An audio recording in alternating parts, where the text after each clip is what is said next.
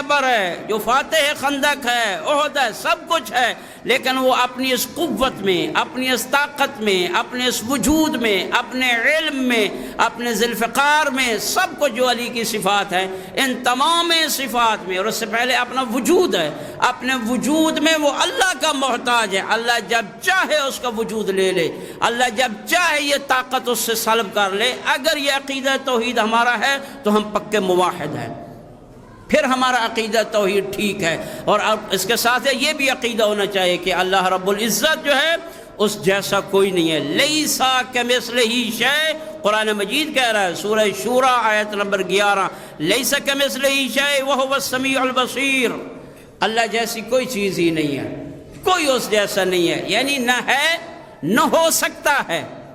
ہو سکتا ہے کسی جیسا اللہ پیدا کر دے، لیکن اللہ جیسا کوئی نہیں ہے۔ وہ السمیع البصیر، بغیر کانوں کے سننے والا ہے، البصیر بغیر آنکھوں کے دیکھنے والا ہے، جس میں چاہے وہ قوت گویائی پیدا کر دے۔ یہ گوشت کا لوتھڑا ہی ہے نا زباں، اور کیا ہے؟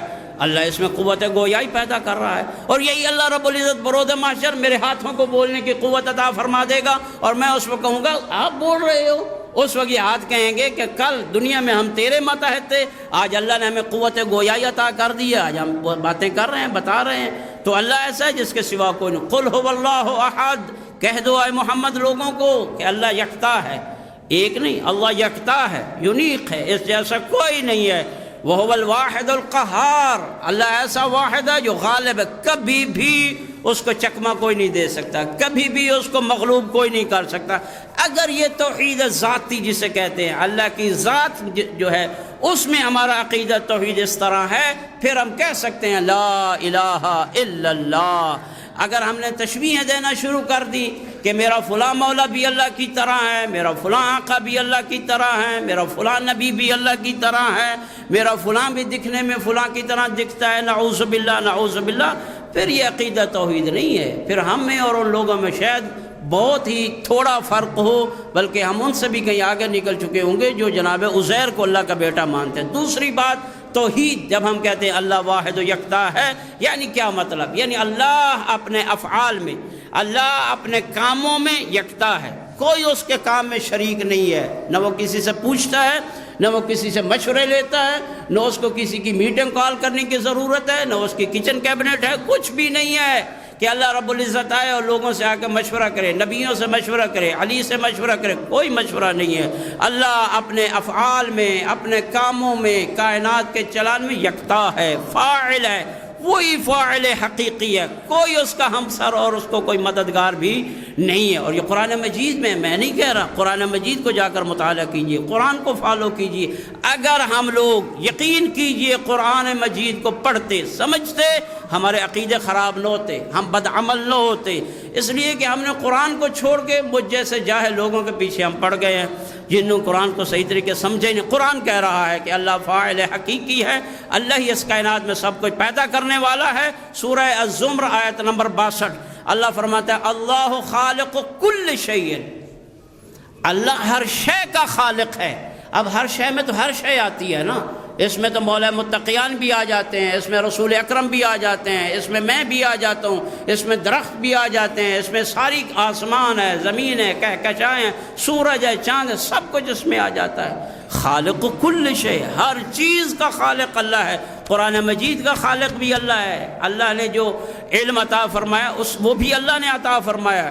پھر اللہ رب العزت ارشاد فرماتا ہے قل اللہ خالق کل شے، حبیب کہہ دیجئے ان لوگوں کو، شاید انہیں پتہ نہ ہو کیا کہوں۔ اللہ نے فرمایا کہہ دو اللہ خالق کل شے، اللہ ہر شے کا خالق ہے۔ دیکھیے بار بار اللہ کہہ رہا ہے اللہ ہر شے کا خالق ہے۔ پھر ایک سوال بھی پوچھا بندوں سے، قرآن مجید کی سورہ فاطر آیت نمبر 3 میں ارشاد پروردگار ہوتا ہے حل من خالق غیر اللہ، اے بندو ذرا یہ تو بتاؤ کیا اللہ کے سوا کوئی خالق ہے؟ مکھی کو خلق نہیں کر سکتے ہیں آپ لوگ، یہ کہیں جا کے اللہ نے قرآن مجید میں مثال بھی دی ہے، سارے آپ مل جاؤ نا، کمزور ترین مخلوق ہے مکھی، آپ اسے بھی خالق نہیں کر سکتے۔ پھر اللہ نے اپنی قدرت کاملہ کا بیان فرمایا، خالق کرنا تو کجا ہے نا، اگر مکھی آپ سے کوئی چھین لے نا، آپ وہ چھینی ہوئی چیز مکھی سے واپس نہیں لے سکتے ہو۔ پھر ارشاد فرمایا ضعف الطالب والمطلوب، کتنا کمزور ہے چھیننے والا بھی اور اس مکھی سے چھینی ہوئی چیز کو لینے والا بھی کتنا کمزور ہے۔ طالب بھی کمزور ہے جو طلب کر رہا ہے چھینی ہوئی چیز کو واپس لے، اور جس نے کتنا انسان کمزور ہے، لیکن ہاں باتوں میں فرعون ہے، باتوں میں نمرود ہے، باتوں میں بہت بڑا بنتا ہے، لیکن ذرا اپنی حقیقت کی طرف دیکھ۔ مولا متقیان امیر المومنین علی بن ابی طالب نے ارشاد فرمایا ہے، اے کرسی پہ بیٹھ کے فرعون بننے والا، اے لوگوں پہ ظلم اور جبر کرنے والا، اے فسطائیت کے نظام کو رواج دینے والا، ایک زمانہ تھا تو اس کرسی پہ نہ تھا، ایک زمانہ ہوگا تو اس کرسی پہ نہیں ہوگا۔ اور پھر ایک اور بات بھی سن لے، آقا نے فرمایا یاد رکھ تیری ابتدا نطفہ ہے جو کہ نجس ہے، نجس سے تیری ابتدا ہے، اور ذرا آنا بندہ میں تجھے تیری انتہا بھی بتاتا ہوں۔ امیر المومنین فرماتے ہیں تیری انتہا کیا ہے؟ انتہا آخر تیرا کیا ہے؟ جیفہ، مردار۔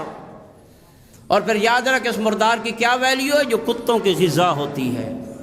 تو انسان کیا ہے؟ انسان کمزور ہے، انسان جو ہے وہ ہر چیز میں اللہ کا محتاج ہے۔ اور پھر ایک عقیدہ توحید میں اس بات کی طرف بھی ہمیں متوجہ رہنا چاہیے، وہ یہ ہے کہ اللہ رب العزت کی ربوبیت میں کوئی اس کا شریک نہیں ہے، جسے کہا جاتا ہے توحید ربوبی، مدبر کائنات، اس کائنات کا مدبر، اس کائنات کا چلانے والا، ہواؤں کا چلانے والا، یہ دریاؤں میں جو روانی آتی ہے پانی کی، ان موجوں کو چلانے والا، یہ ساری کائنات، کسی کو زندگی دے رہا ہے، کسی کو اولاد دے رہا ہے، کسی کو بیٹے دے رہا ہے، کسی کے بیٹے مار رہا ہے، کسی کو لمبی زندگی دے رہا ہے، یہ پورا نظام کائنات جو چلانے والا ہے، اللہ فرماتا ہے بس میں ہوں۔